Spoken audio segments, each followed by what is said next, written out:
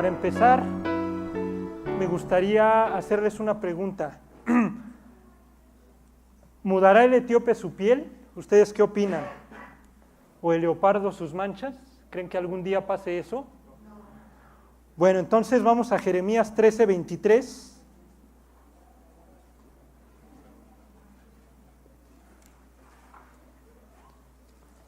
Y vamos a ver qué es lo que Dios opina.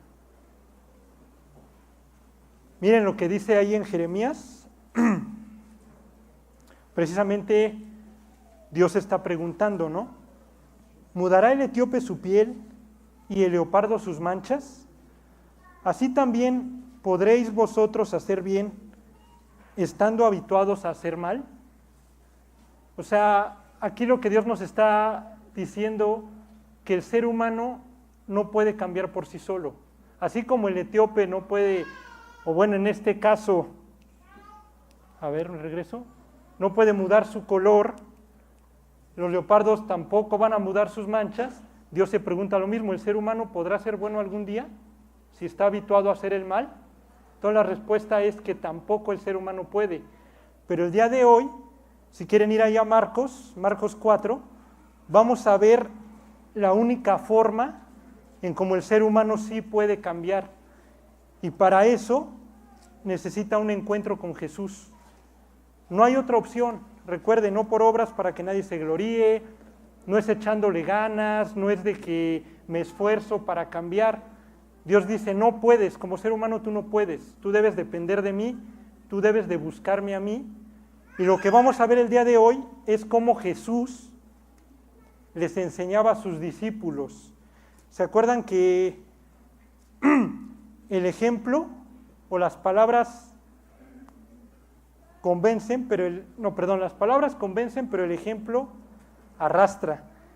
Entonces es lo que vamos a ver, cómo Jesús con sus discípulos, precisamente era lo que Él les enseñaba. Él no les enseñaba, mira, así debes de amar, así debes de perdonar, así debes de hacerle. No, Él a través de ejemplos, como buen rabino que era, a través de ejemplos, les iba enseñando a sus discípulos lecciones y los discípulos las entendían. Miren, es ahí en Marcos 4:35. Está Jesús ahí en la orilla del mar de Galilea y le dice a los discípulos, pasemos al otro lado. Los quería llevar a la Decápolis. Decápolis quiere decir las 10 ciudades griegas. Entonces piénsenlo, para los judíos el mundo griego no les convence, o sea, los rabinos se encargaban de enseñarle a sus discípulos que no fueran para allá por ningún motivo, porque los griegos precisamente lo único que hicieron fue pudrir a los judíos cuando los conquistaron, porque los griegos los conquistaban intelectualmente. Entonces, en la historia narra cuando Antíoco Epifanes invade a los judíos, al grado que llega y sacrifica un cerdo en el templo, y ahí vemos cómo empiezan a corromper a los judíos, y los judíos decían, no, los griegos no son buenos, ¿no? Es como representando al mundo. Entonces piensen a Jesús diciéndole a sus discípulos, oigan, pasemos al otro lado. De hecho, así se conocía, o así se le decía ir precisamente a la Decápolis, pasar al otro lado. Ahora, transformado a nuestra vida, ¿qué pasa si el día de hoy Jesús te propone, hey, pasemos al otro lado? ¿Qué es lo primero que vas a pensar en las circunstancias? Es que no puedo, es que no tengo miedo, es que no puedo dejar esto o aquello. Y Jesús dice, vamos. Muchas veces decimos, no, como David con Goliat. A todo el pueblo judío le daba miedo Goliat. ¿Y qué dijo David? No, ¿quién es este incircunciso filisteo, no? Que osa retar a los escuadrones del Dios viviente, ¿no? No, yo me lo voy a ir y me lo voy a surtir, ¿no? Casi fue lo que dijo David. Entonces nosotros, la pregunta es aquí, cuando Jesús te propone, hey, pasemos al otro lado, ¿cuál es tu respuesta? Luego ver las circunstancias, no, es que no voy a poder, o decimos, sí, no importa, y así como los discípulos dijeron, bueno, vamos, porque vamos con el maestro. ¿Se acuerdan el mar para el judío qué implica? Implica caos. Entonces, ¿qué pasaba? No es casualidad que van a la mitad del mar y se levanta una tempestad o una tormenta, ¿no? ¿Qué dijeron los discípulos? Pues sí, le dijimos a Jesús o al maestro que no fuéramos para allá y necio que vamos para allá y ahorita ya nos vamos a morir. Y muchas veces así nos pasa. Dios nos dice, Jesús nos propone avanza. No, pero tú avanza. Y ya que vamos avanzando con Él, empezamos a leer, empezamos a orar, venimos a los estudios, ¿qué sucede? Empiezan las olas, empieza el caos y decimos, sí, yo sabía que no me debía de convertir, yo sabía que no debía de leer, se vienen los problemas. Pero lo que vamos a ver aquí en esta lección es cómo Jesús tiene el cuidado de todo. Y vean, les empiezo leyendo el 35, 4:35, vean qué dice. Aquel día, cuando llegó la noche, les dijo, pasemos al otro lado. De ahí me brinco al 37. Pero se levantó una gran tempestad de viento y echaba a las olas en la barca de tal manera que ya se anegaba. Y él, refiriéndose a Jesús, estaba en la popa durmiendo sobre un cabezal. ¿Les ha pasado que tienen problemas? Y Dios, ¿dónde estás? Parece que está dormido, ¿no? Muchas veces no responde, porque queremos orar hoy y que ya mañana nos conteste, ¿no? Y Dios dice, no, espera, tienes que esperar y tienes que confiar en mí. Y así nos pasa, parece que estuviera durmiendo Jesús. Yo les pregunto, ¿por qué creen que está durmiendo Jesús? ¿Porque tenía sueño? No, él a propósito se echa a dormir como diciendo, yo tengo cuidado, incluso aunque yo duerma, entre comillas, porque él no duerme, tengo cuidado de tu vida, tú no te preocupes. Y vean luego qué sucede. Y le despertaron y le dijeron, maestro, ¿no tienes cuidado que perecemos? Y levantándose reprendió al viento y dijo al mar, calla, enmudece. Ahí ya les está diciendo mucho Jesús, porque con esa simple acción, con eso que hizo, ya les está diciendo, yo soy Dios, porque solo Dios tiene potestad sobre la naturaleza, sobre el mar, sobre el viento. Él creó los cielos y la tierra. Es lo que les está diciendo, yo soy Dios, yo soy ese Mesías. Pero ¿por qué creen que se los tiene que decir? Porque los mismos discípulos ni siquiera sabían con quién estaban. O sea, estudiaban con él, estuvieron 3 años, pero ni siquiera lo conocían a profundidad, o tampoco le creían, y ahorita lo vamos a ver. Calla, enmudece, y cesó el viento, y se hizo grande bonanza. Y les dijo, ¿por qué estáis así amedrentados? ¿Cómo no tenéis fe? Les pregunto de nuevo, ¿cómo vienen hoy al estudio? ¿Con gozo? ¿Vienen amedrentados? ¿Vienen con problemas? ¿Alguna circunstancia? ¿Alguna pelea? Ayer en la noche te levantaste, te llegó un mensaje y dices, híjole, vienes todo, ¿voy o no voy?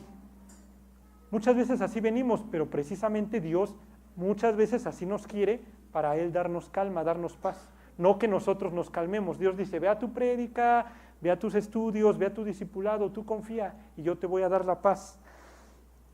Y luego vean el 41. Entonces temieron con gran temor y se decían el uno al otro, ¿quién es este que aún el viento y el mar le obedecen? Para que vean cómo ellos mismos tampoco creían.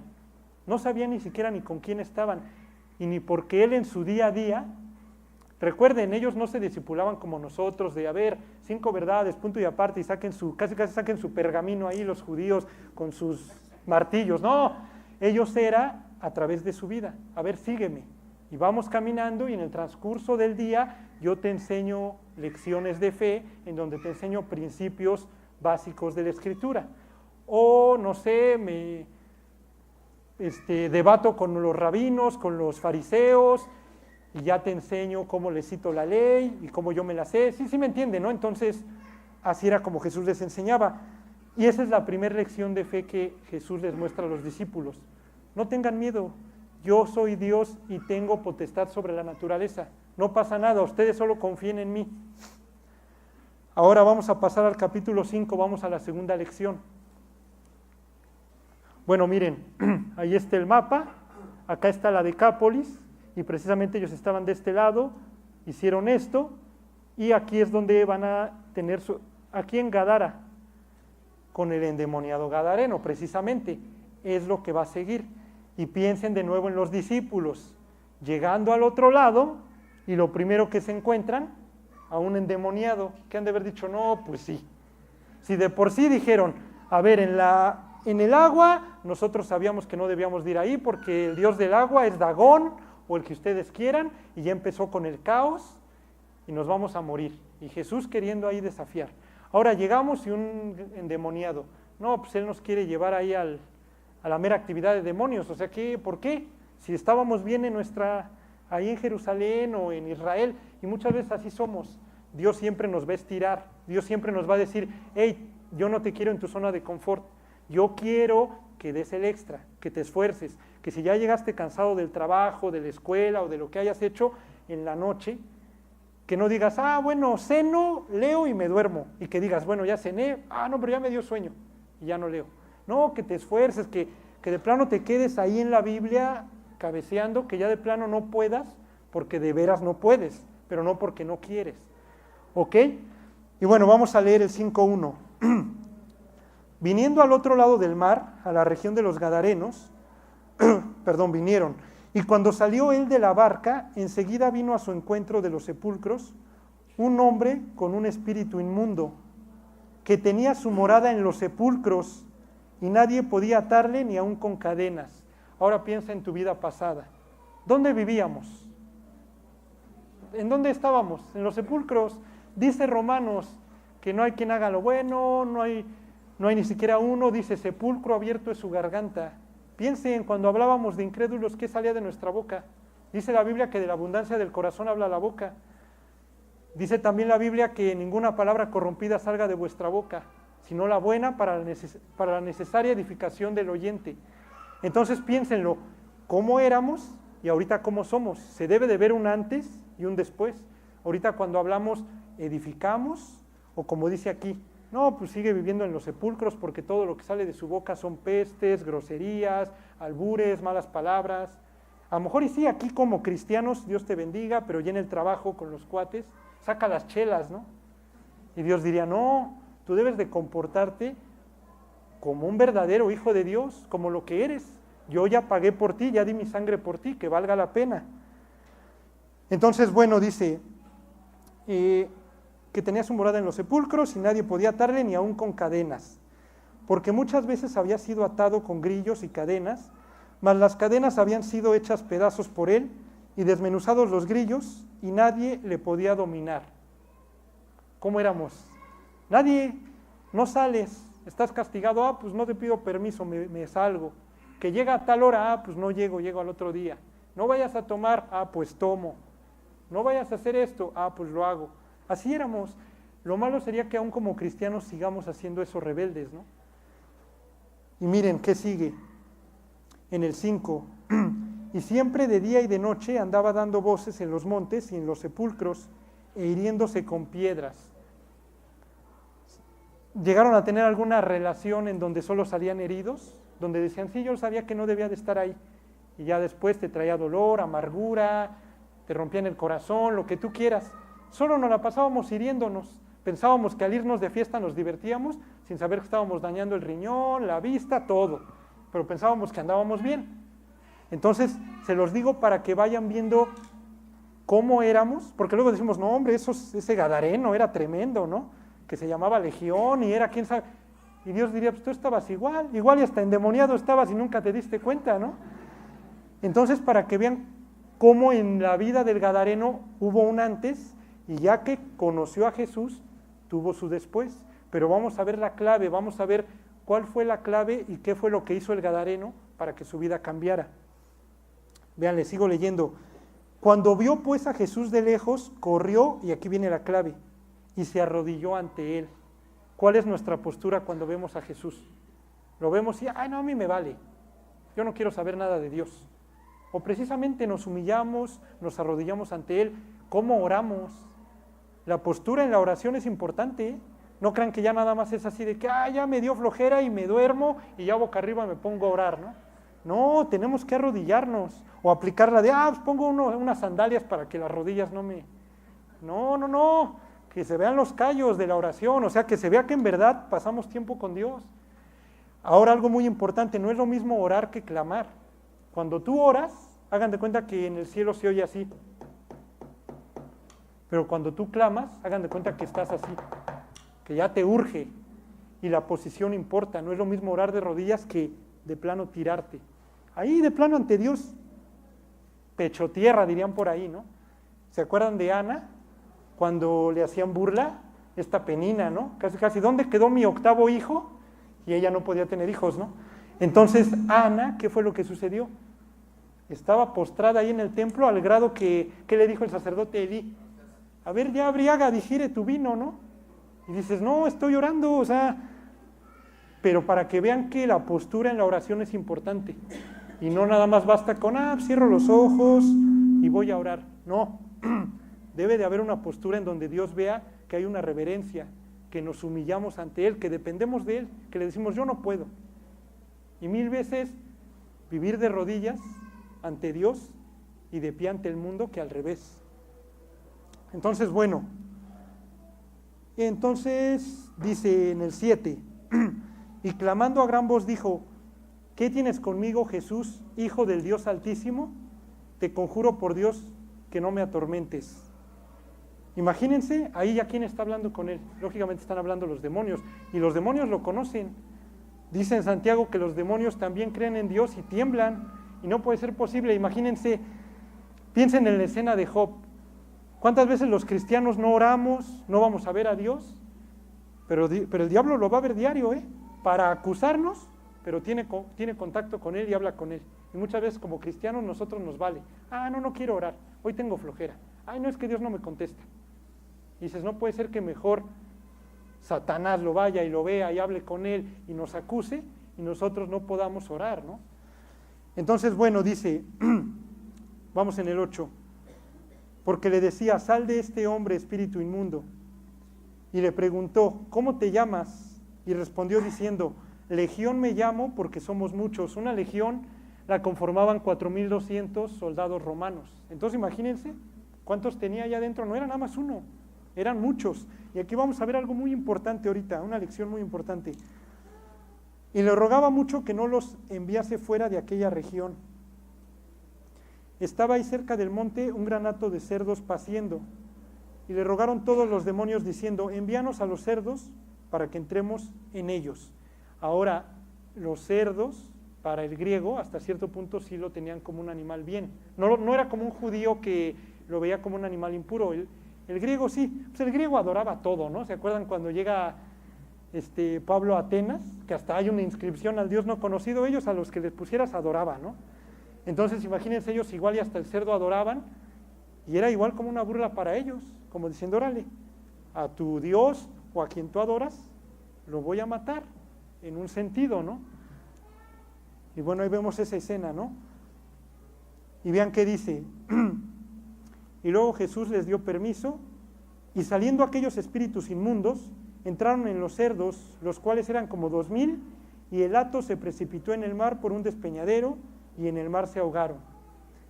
Aquí la lección es que no puede ser posible como mejor unos animales que no tienen conciencia, actúan por instinto, prefirieron, no aguantaron a los demonios, que mejor se mataron.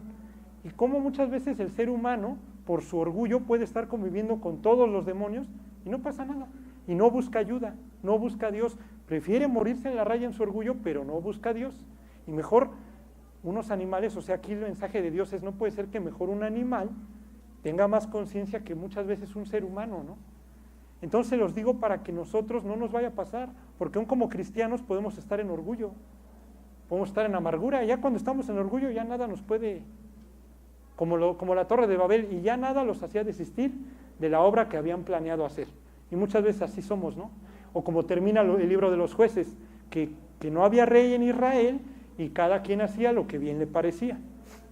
Entonces, para que siempre dependamos de Dios, y la clave ¿cuál es? Arrodillándonos, humillándonos delante de Dios. Y vean, aquí vamos a ver al primer misionero, o uno de los primeros misioneros, ¿no?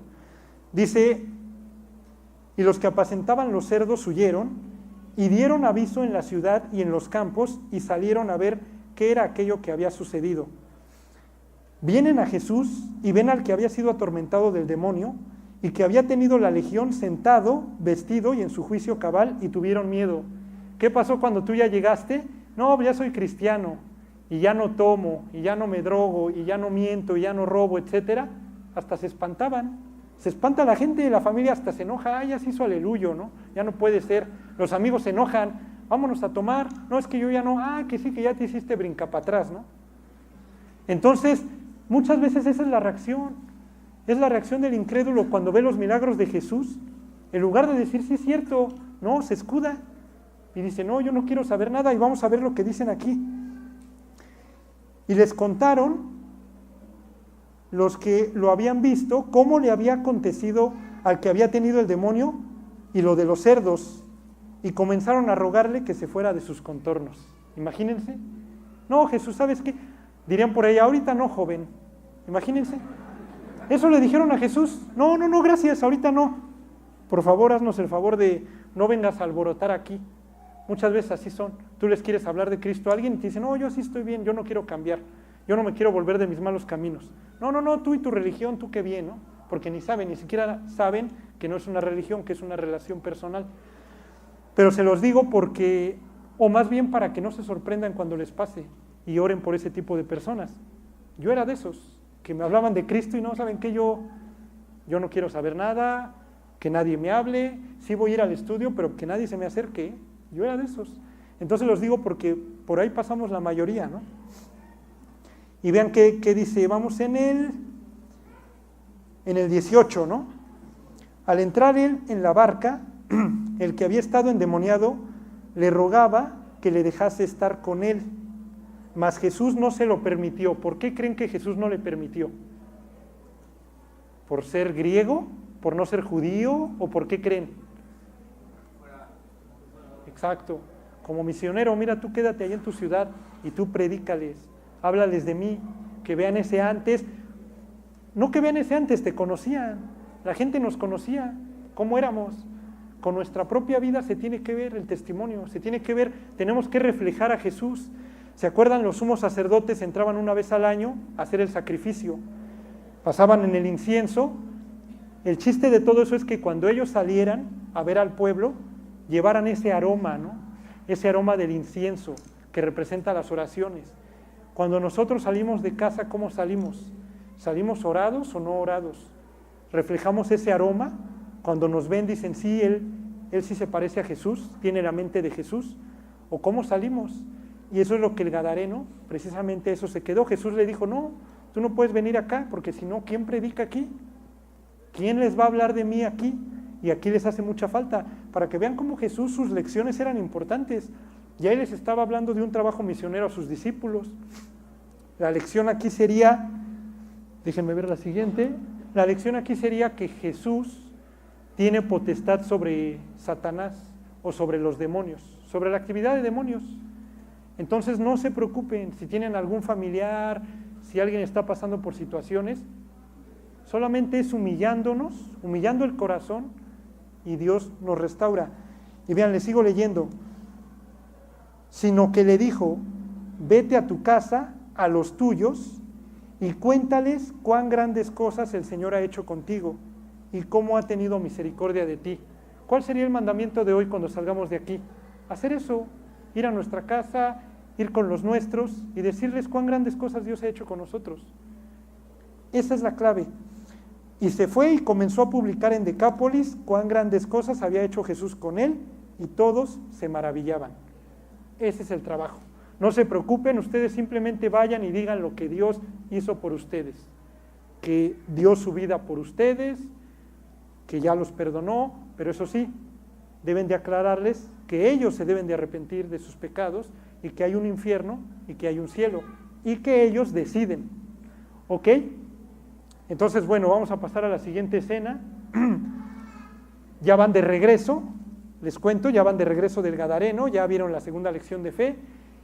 Y cuando va llegando, precisamente llega un principal de la sinagoga que se llama Jairo, o Yair, que en este caso significa el que Dios ilumina o el iluminado. El día de hoy Dios nos quiere iluminar, nos quiere dar sabiduría, quiere que nuestra vida ya no ande en tinieblas, que salgamos viendo la luz, ¿no? Y vean lo que sucede. Otra vez, voy en el 4.1, otra vez comenzó Jesús a enseñar junto al mar. No, perdón, me confundí, no, perdón. En el 5.21, pasando otra vez Jesús en una barca a la otra orilla, se reunió alrededor de él una gran multitud y él estaba junto al mar.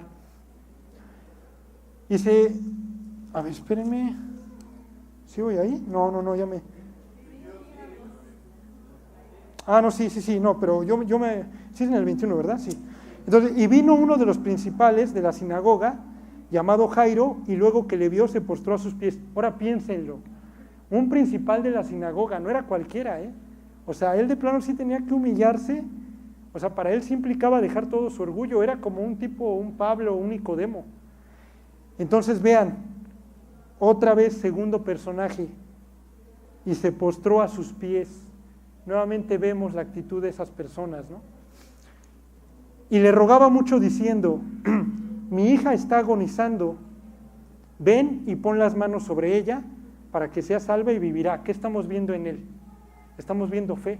Estamos viendo que él nada más decía, yo sé que tú eres el Mesías, yo sé que tú eres Dios, yo sé que tú viniste a salvarnos, pero ve con mi hija y sánala, por favor. Vean el 24, fue pues con él y le seguía una gran multitud y le apretaban, pero una mujer que desde hacía 12 años padecía de flujo de sangre y había sufrido mucho de muchos médicos y gastando todo lo que tenía y nada había aprovechado, antes le iba peor. ¿Les pasaba? Todo esto que estamos viendo hoy nos está describiendo a nosotros en nuestra vida pasada. ¿Cuántas veces no deseas voy a ir al psicólogo, voy a ir a estas terapias, voy a pagar tal curso, no, ya que termine tal carrera, tal doctorado, tal maestría, ya voy a ser feliz? Y veíamos que seguíamos igual y nuestra vida no cambiaba. Esta mujer ya llevaba 12 años. Ahora otra cosa muy importante, ella, yo les pregunto, ¿ella podía estar ahí con toda la gente, así junto con ellos, o dónde debía de estar ella? Ella debía de estar en otro lado, ¿no? En Levítico lo dice, ¿no? Que no podían estar con toda la congregación, tenían que aislarse hasta que fueran sanados, ¿no? Tipo el leproso, en este caso ella. Ella entonces hasta cierto punto estaba arriesgando su vida, porque la pudieron haber visto y dicho, ¿sabes qué? Tú no tienes nada que hacer aquí, la hubieran apedreado, yo qué sé. Pero ella era tanto su necesidad de Dios, era tanto su deseo, su anhelo, era tanta su fe, que ella no le importó nada. Y no nada más estuvo ahí, ahorita vamos a ver qué fue lo que hizo. Y cuando oyó hablar de Jesús, vino por detrás, entre la multitud, y tocó su manto. Vean, ahí regrésenme ahí a la imagen. Entonces imagínense a ella. Manto en hebreo es talit. El talit, ahorita vamos a ver más adelante. Pero hay una profecía, vamos ahí a Malaquías 4:2. Ahorita la leemos, pero el manto del judío tenía sus esquinas o sus bordes, ¿sí se acuerdan? Y en el hebreo, la palabra en hebreo es kanaf o kanafim, es Malaquías 4:2.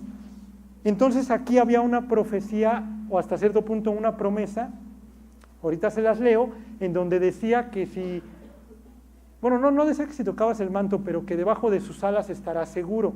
Pero para el judío era lo mismo. El manto, la orilla, implicaba borde o ala, en hebreo kanaf o kanafim. Entonces ella sabía por Malaquías que si ella tocaba tan solo el borde, iba a ser sana de su azote. Y vean, les voy a leer. Es Malaquías 4:2. Mas a vosotros los que teméis mi nombre, nacerá el sol de justicia, y en sus alas traerá salvación, y saldréis y saltaréis como becerros de la manada. Entonces, esta mujer con flujo de sangre apropió esa promesa, y que dijo, yo sí voy y me agarro de las alas del Mesías, porque sé que si hago eso, en ese instante voy a quedar sanada. Implica, la palabra también en hebreo es marpé, para salvar y para sanar, o como cura, como de medicamentos, ¿sí me entienden? O sea, como que voy a ser sanada de esta enfermedad, o voy a ser liberada, tanto física como espiritualmente, ¿no? Y vamos a regresarnos aquí y enseguida la fuente de su sangre se secó y sintió en el cuerpo que estaba sana de aquel azote. Ahora, ¿se acuerdan una escena de Jesús cuando está en el templo? Y que se para, abre las manos, tiene el manto abierto, el sol lo tiene y se ve el reflejo como de las alas, y que les dice, Jerusalén, Jerusalén, que matas a los profetas y apedreas a los que te son enviados. ¿Cuántas veces quise juntar a tus hijos como la gallina junta sus polluelos debajo de tus alas y no quisiste? Y luego ya les dice, he aquí, vuestra casa os es dejada desierta, y os digo que no me veréis hasta que digáis, bendito el que viene en el nombre del Señor. Entonces piénsenlo, Jesús les estaba dando oportunidades a los judíos y no las quisieron aprovechar. Aquí era otro mensaje, porque él cuando estaba en Jerusalén diciéndoles eso, les estaba diciendo, ustedes vieron cómo la mujer con flujo de sangre tuvo fe y llegó y agarró el borde o me agarró de mis alas. Está implicando que él es el Mesías, que él tiene potestad sobre la salud, que precisamente ese es la tercera enseñanza para los discípulos. Les está diciendo, yo soy Dios. ¿Se acuerdan? El que mora, como dice, el que habita el abrigo del Altísimo, morará bajo la sombra del Omnipotente. Dice que con sus alas te cubrirá y estarás seguro, ¿no? Entonces, para que vean cómo Jesús les citaba la Biblia, se la citaba, se las implicaba y la vivía. Y para que vean cómo los judíos de plano no querían saber nada. Pero bueno, vamos a seguir. Esa sería la tercera lección de fe que Jesús le dio a los discípulos. Yo tengo cuidado sobre la salud. Recuerden, en esta época ya tenemos lo que es la unción. Alguien está enfermo, lo unges.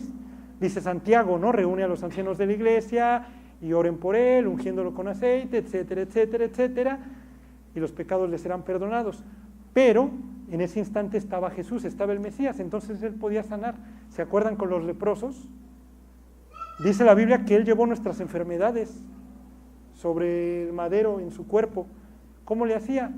La ley decía que no podías juntarte con el leproso, él al contrario los agarraba a propósito, como diciéndoles, transmíteme a mí toda tu enfermedad y yo te transfiero a ti toda mi salud. Entonces, bueno, esa es la tercera lección. ¿Se acuerdan de la primera? Tengo potestad sobre la naturaleza. La segunda, tengo potestad sobre las fuerzas del mal o sobre el diablo. La tercera, tengo potestad sobre la salud o sobre las enfermedades, como lo quieran ver. Y vamos a seguir. Luego Jesús, conociendo en sí mismo el poder que había salido de él, volviéndose a la multitud dijo, ¿quién ha tocado mis vestidos? Mejor dicho, les dijo, ¿quién de aquí sí tiene fe? ¿Quién de aquí sí cree que yo soy el Mesías? Porque como le dice creo Pedro o los discípulos, oye, ¿ves que todos te aprietan y preguntas quién te ha tocado? Pero Jesús diciendo, es que no me refiero a eso, me refiero que en verdad quién sí me cree a mí. Recuerden, no es lo mismo creer en Dios que creerle a Dios, ¿ok? Y vean qué dice, sus discípulos le dijeron, vamos en el 31, ¿ves que la multitud te aprieta y dices, ¿quién me ha tocado? Pero él miraba alrededor para ver quién había hecho esto.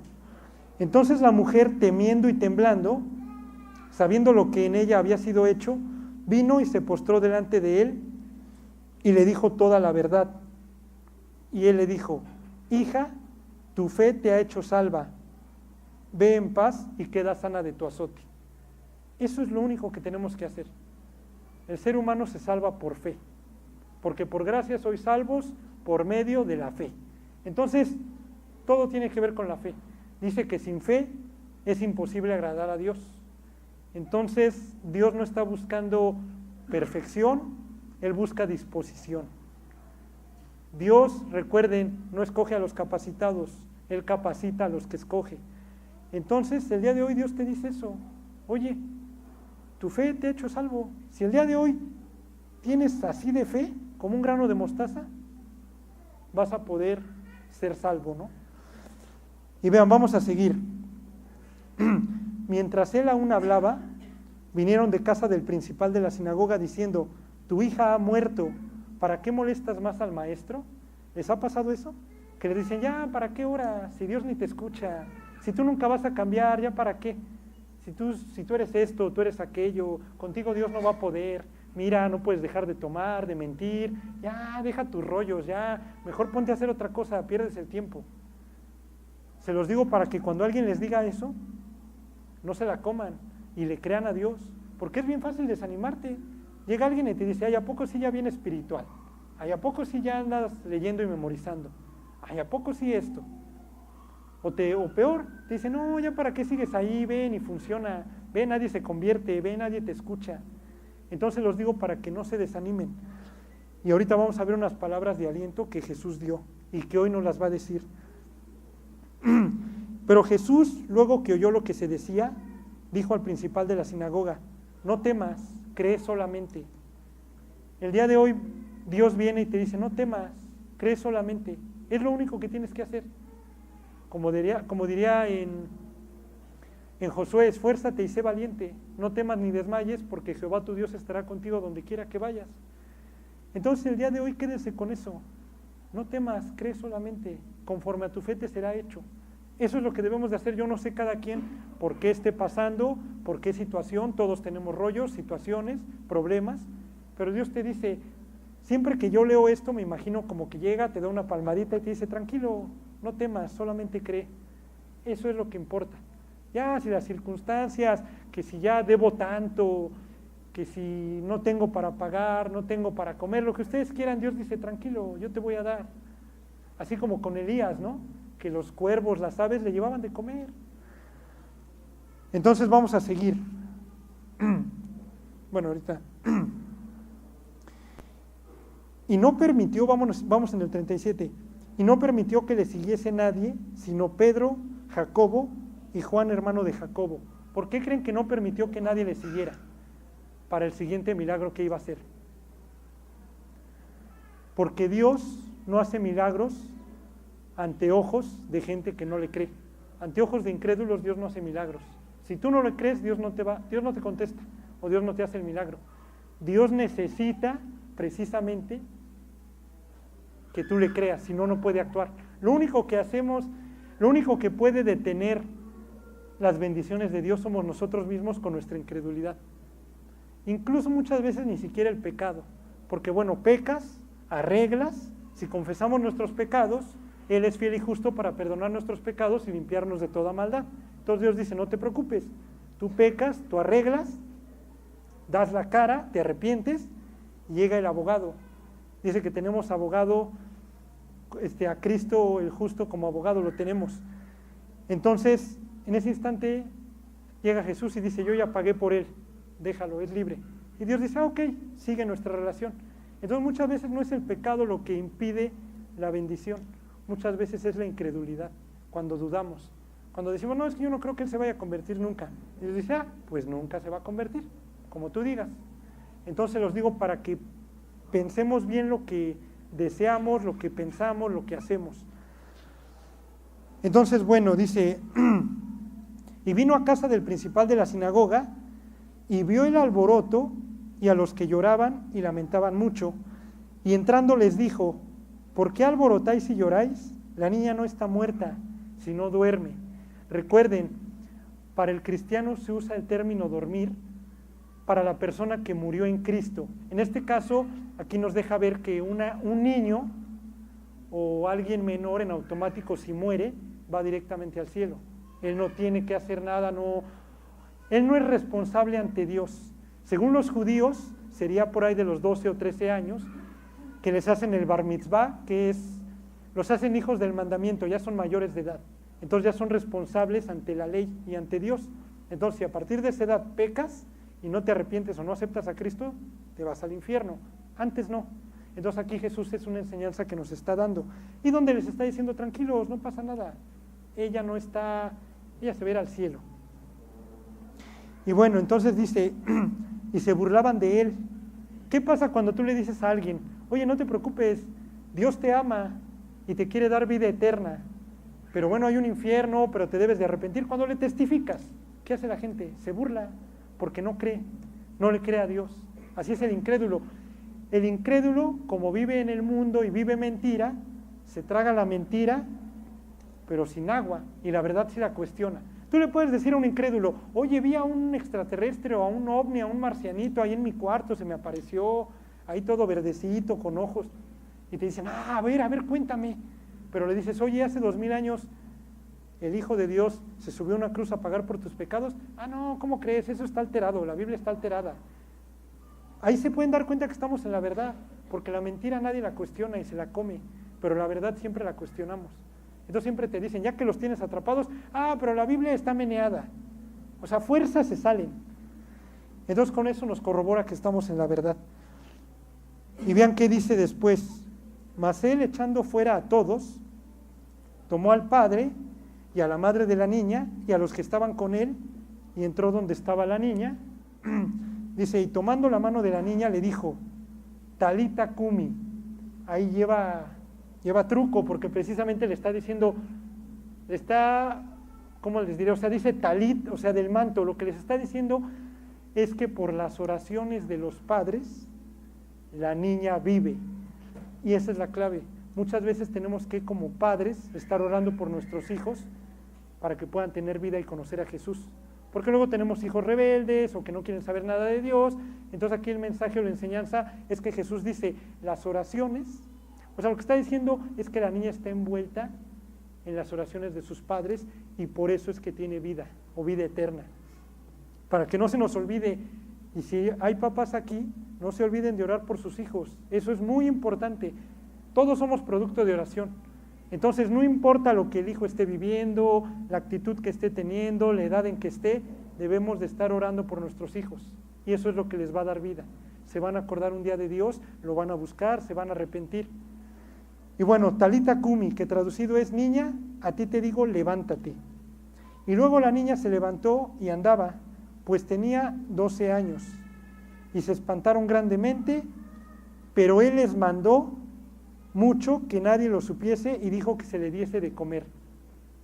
Aquí, en este caso, estamos viendo una resurrección. Eso es lo que nosotros les predicamos a las personas. Hey, estás muerto espiritualmente y Dios te quiere pasar de muerte a vida, te quiere dar vida eterna. Pero ¿qué es lo que se le debe de hacer cuando alguien nace de nuevo? Alguien que nace de nuevo, ¿qué es lo primerito que se debe hacer? Se le debe de dar de comer, la Biblia. Entonces no es casualidad que Jesús les dice, luego denle de comer, necesita alimento, acaba de resucitar. Eso es lo que nosotros le debemos de enseñar a los discípulos, le debemos de enseñar a la gente nueva. Tienes que comer. ¿Y cuál es el alimento diseñado para el espíritu? La Biblia. Así como tenemos que comer carne, fruta, verduras, lo que sea, para que el cuerpo esté sano, para que tengamos salud espiritual, tenemos que comer, tenemos que devorarnos la Biblia. Como siempre nos dice Carlos, tenemos que leer, tenemos que memorizar, tenemos que sabérnosla, tenemos que predicarla. Entonces no nada más es de que yo leo y me quedo con las enseñanzas, no, las debo de enseñar a otros. Y bueno, esta es la cuarta lección que Jesús les está diciendo a los discípulos.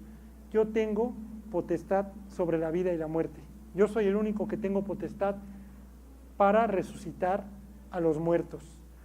Entonces piénsenlo, para este día los discípulos aprendieron mucho. Vamos a retomar de nuevo. La primera lección, ¿qué fue? Tengo potestad sobre la naturaleza, soy Dios. La segunda lección, ¿qué fue? Tengo potestad sobre la actividad de demonios o sobre el poder de las tinieblas o sobre el diablo. La tercera lección, tengo potestad sobre la salud, sobre las enfermedades. Y la cuarta, y no sé si decirlo mejor o con esa sierra con broche de oro, les está diciendo, yo tengo potestad sobre la vida y la muerte. La pregunta aquí sería, ¿cuál es el pretexto, no, para que no quieras saber de Dios o para que no lo quieras buscar? Si ya te está diciendo, a ver, si tienes una enfermedad, si andas malo, ora, búscame a mí, yo te sano. Ok, estás perdido, ya te vas a ir al infierno, búscame a mí, yo te doy vida eterna. ¿Sí se entiende entonces a lo que quiero llegar con esto? Otra pregunta que yo les quiero hacer, ¿qué actitud van a tener el día de hoy ustedes para con Jesús? ¿Van a ser como los discípulos, incrédulos, que no supieron quién es este que aún el viento y el mar le obedece? ¿O van a ser como el gadareno que llegó y se postró con Jesús? ¿Van a ser como los que estaban ahí con Jairo que le dijeron, ya no lo molestes más? ¿O van a ser como Jairo, que también tuvo fe? ¿Van a ser como la mujer de flujo de sangre, que también agarró sus alas? O sea, para fácil, ella fue sanada porque se agarró de las promesas de Dios. ¿Cómo van a ser? Esa es la pregunta. ¿Cómo van a salir el día de hoy?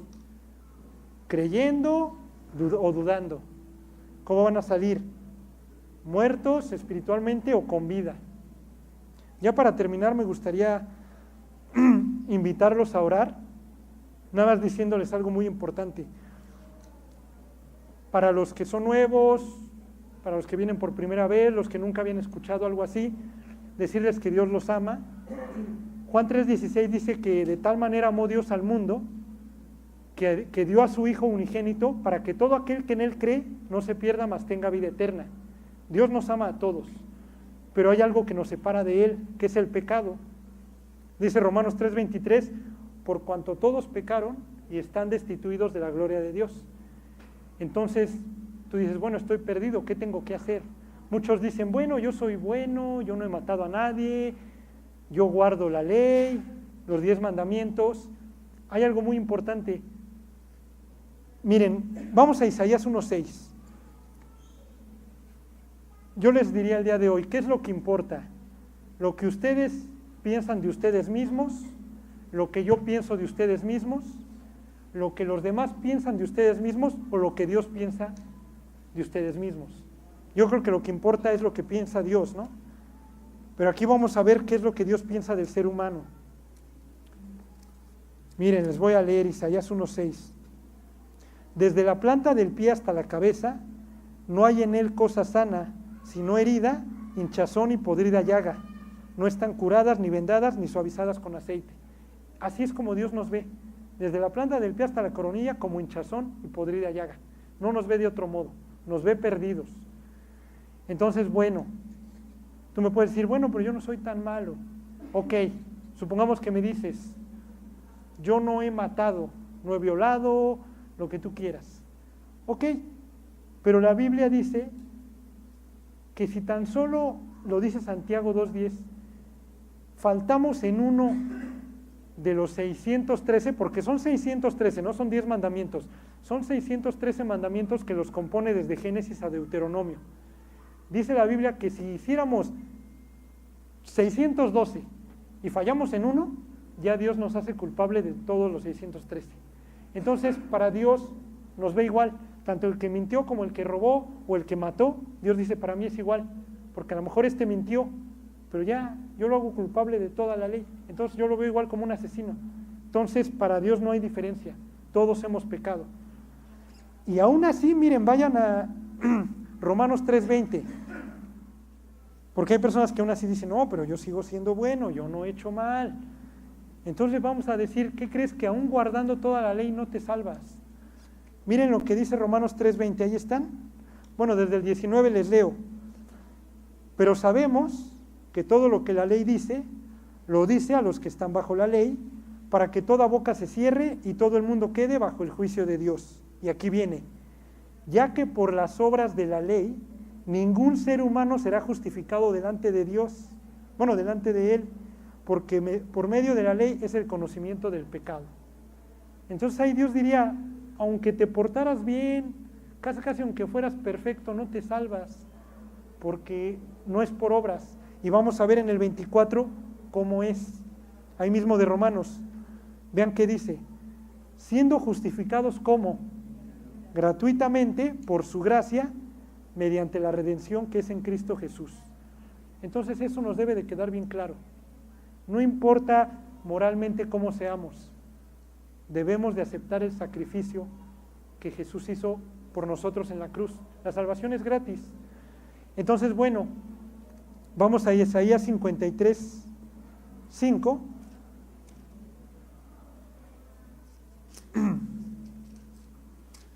Vean qué dice. Debemos de reconocer también que alguien ya pagó por el infierno que merecíamos. ¿Ahí están? Miren, vean qué dice Isaías 53:5.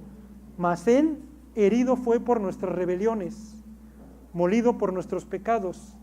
El castigo de nuestra paz fue sobre él y por su llaga fuimos nosotros curados. Debemos de reconocer que alguien más ya pagó lo que nosotros debíamos. Ok, bueno, ya me dijiste, ok, ya sé que soy malo, que merezco el infierno, etcétera, etcétera. ¿Qué tengo que hacer? Vamos a Isaías 1:18. Ahí vamos a ver qué es lo que tenemos que hacer.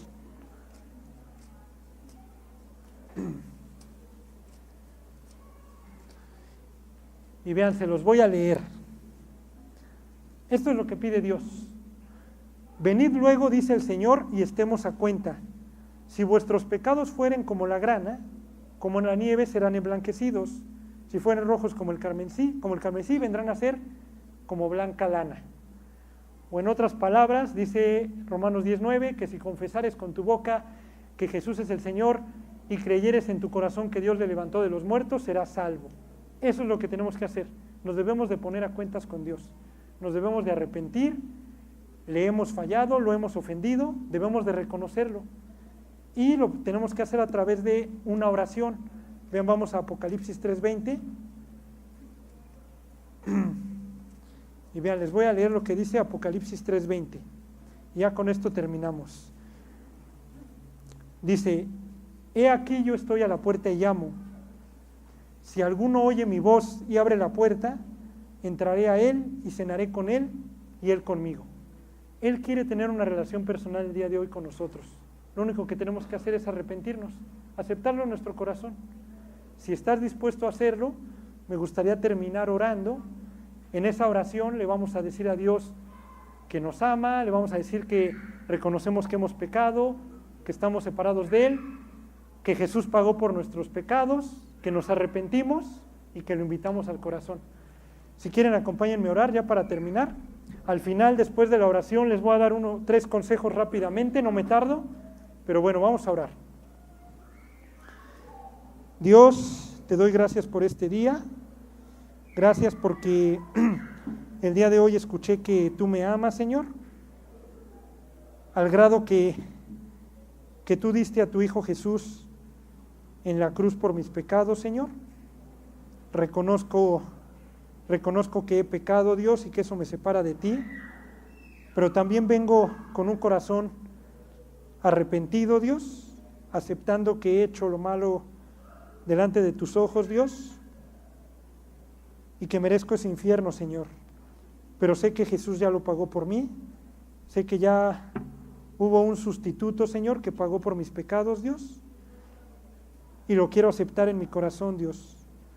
Te invoco, Jesús, en mi corazón, para que vengas a morar dentro de mí, para que tú quites ese corazón de piedra y me des uno de carne, Señor, para que mi vida cambie, Dios.